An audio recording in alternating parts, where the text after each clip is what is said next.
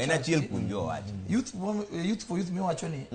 wan e jomo chako youth for youth. To youth for youth ne niya kijana ok onego oiny kijana wadgi kendo kijana onego support kijana wadgi machung bedo MCA MP mane mana agenda mare.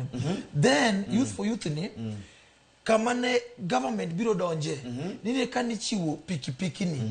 nikech nitie jimane onge tich. Sani through youth for youth nitie vijende man gi pikipiki ni nitie vijende maloko geche nitie vijende ma control sako nitie vijende mane oyudo kata pesa mar nyota ni Mimiyo gi ji temo ok mi ngata chiel mimiyo gi youth for youth ni bedo support nyaka gi Gladys Wanga gini koro kama gini wuoke ma nyaka ngane ne nyaka nyocho ne ngane ne iluongo ni nga bwana ma former MP Malangati lungo ni nani Nixon Nixon Korea. In 2 weeks back Korea ne chomiyo youth for youth goeko around 10 piki. Koro sami wacho ni ya ni youth for youth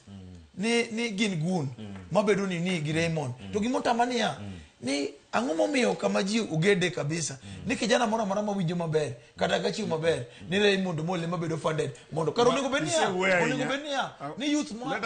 penja we mondo duoko pata ni grant ine mikelo wach mar omulo onego benia ni youth ma Nyanza karka onego bedni inyore kendo tar gidenyo nikech kata mos 1 hour part mar youth to nyocho yudo gari mar Probox omigo